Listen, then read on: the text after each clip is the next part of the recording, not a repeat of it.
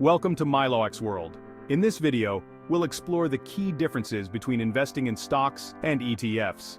Whether you're a seasoned investor or just getting started, understanding these distinctions is crucial for making informed investment decisions. If you find this video helpful, please give it a thumbs up, and don't forget to subscribe to MiloX World for more insightful content on finance and investing. Stocks are like tiny pieces of big companies. When you hear the term stocks, think of them as small slices of ownership in a company. These slices are called shares, and owning a share means you own a part of that company. Imagine you own a tiny piece of Apple, the company that makes iPhones. This means you have a stake in the company's success and growth.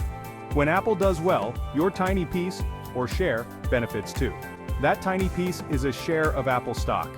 Each share represents a fraction of the company's total value. The more shares you own, the larger your ownership stake in the company. When you buy a stock, you're buying a small ownership in that company. This means you are investing your money into the company, hoping it will grow and become more valuable over time. You become a shareholder, part owner of the company. As a shareholder, you have certain rights, such as voting on important company decisions and receiving updates on the company's performance. As a shareholder, you have the potential to make money in two ways. The first way is through capital appreciation, which means the value of your stock increases over time. First, if the company does well, the value of your stock can go up. This happens when the company's profits increase, new products are successful, or the overall market conditions are favorable. You can sell it for a profit. This is known as capital gains. For example, if you bought a share of Apple for $100 and later sold it for $150, you would make a $50 profit. Second, some companies share their profits with shareholders by paying dividends. Dividends are regular payments made to shareholders from the company's earnings. Think of it as getting a small piece of Apple's profits just for owning their stock. These dividends can be paid out quarterly, annually, or at other intervals, providing a steady income stream for shareholders. Some investors choose to reinvest their dividends to buy more shares of the company, which can help grow their investment over time.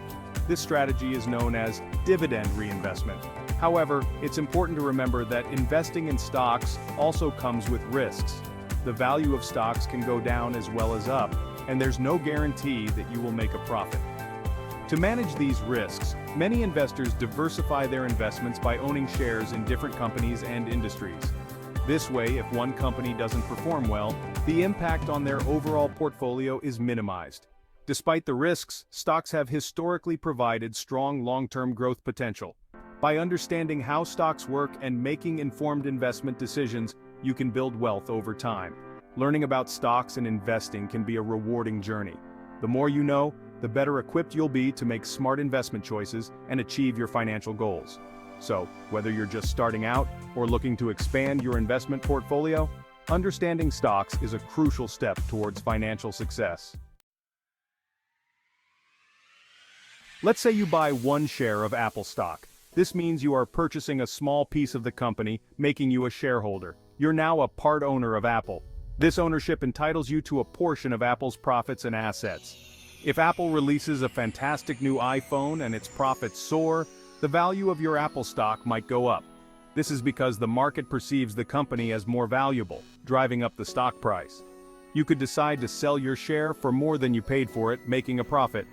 This process is known as capital gains, and it's one of the primary ways investors make money in the stock market. On the other hand, if Apple faces difficulties and its profits decline, the value of your Apple stock might go down. This could happen due to various reasons such as poor product performance, increased competition, or economic downturns. You might lose money if you sell it for less than you paid. This is known as a capital loss, and it's a risk every investor must consider. Remember, investing in stocks always involves some risk. It's important to do thorough research and consider your financial goals and risk tolerance before investing. Diversifying your investments can also help manage risk, as it spreads your money across different assets, reducing the impact of a single investment's poor performance. ETFs stand for exchange-traded funds. Think of an ETF like a big basket of different stocks. Instead of buying just one stock, you're buying a basket with many stocks inside. This basket can include stocks from various companies, even competitors like Apple and Samsung. ETFs make it easy to invest in a variety of stocks with just one purchase. They are like a shortcut to diversification. One popular ETF is the Spider S&P 500 ETF.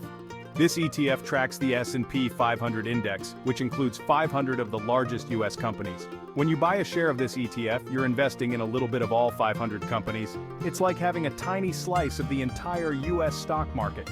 This ETF offers broad diversification and can be a good option for long-term investors. Section 5. Don't put all your apples in one basket. Diversification. Diversification is a crucial concept in investing. It simply means not putting all your eggs in one basket.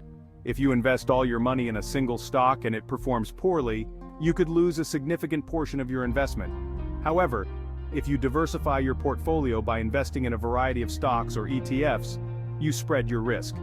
This way, even if some investments perform poorly, others might perform well, potentially offsetting your losses. Section 6. Picking apples versus buying the basket. Managing your investments. Investing in individual stocks requires more research and management than investing in ETFs. You need to analyze individual companies, track their performance, and make decisions about buying or selling stocks. On the other hand, ETFs are generally more passive investments.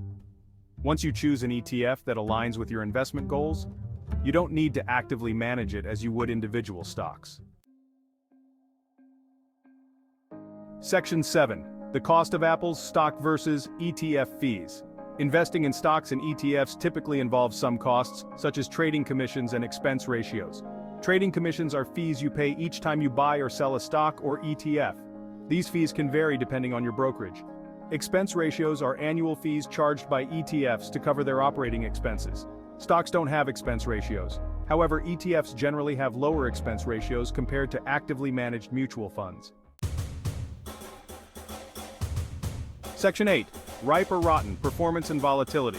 The performance and volatility of stocks and ETFs can vary widely. Individual stocks can experience significant price swings, especially in the short term. ETFs, especially those tracking broad market indices, tend to be less volatile than individual stocks. However, it's essential to remember that past performance is not a guarantee of future results. Section 9. Which apple is right for you? Choosing the best investment. The best type of investment for you depends on your individual circumstances, financial goals, risk tolerance, and time horizon. If you're comfortable with research and potentially higher risk, investing in individual stocks might be suitable. However, if you prefer a more passive approach and seek diversification, ETFs could be a better choice. It's always wise to consult with a financial advisor to determine the most appropriate investment strategy for your needs. Section 10. Frequently asked questions about apples and baskets. In this section, we will address some of the most common questions that investors have about managing their portfolios, particularly when it comes to stocks and ETFs. Whether you're a seasoned investor or just starting out, understanding the basics and nuances of investing can help you make more informed decisions. Q. Can I lose money in stocks and ETFs? A. Yes, it's possible to lose money in any investment, including stocks and ETFs.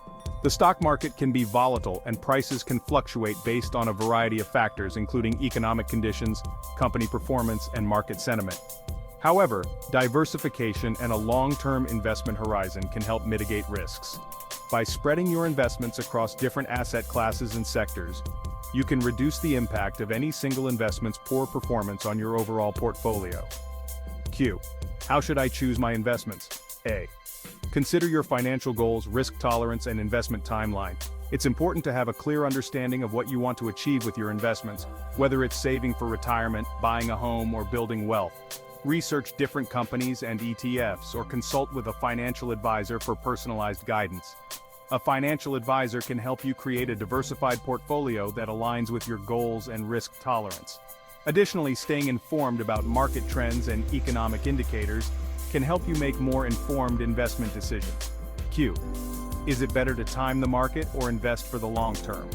A. Timing the market is difficult and risky. Many investors try to buy low and sell high, but predicting short-term market movements is challenging and often leads to losses.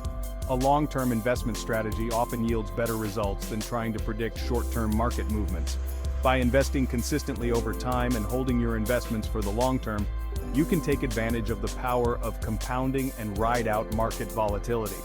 Patience and discipline are key to successful long-term investing. Q. What resources are available to help me learn about investing? A. Numerous resources are available, including reputable financial websites, books, and educational courses. Websites like Investopedia, Morningstar, and the Securities and Exchange Commission offer valuable information and tools for investors. Books by renowned investors like Warren Buffett and Benjamin Graham can provide insights into investment strategies and principles. Additionally, many universities and online platforms offer courses on investing and personal finance. You can also seek guidance from a financial advisor who can provide personalized advice and help you develop a comprehensive investment plan. Remember, the more you educate yourself about investing, the better equipped you'll be to make informed decisions and achieve your financial goals. Thank you for watching. We hope you now have a clearer understanding of the differences between investing in stocks and ETFs. If you enjoyed this video, please hit the like button and share it with others who might find it useful. Remember to subscribe to MiloX World and click the bell icon to stay updated on our latest videos. Your support helps us continue to provide valuable content. Until next time, happy investing.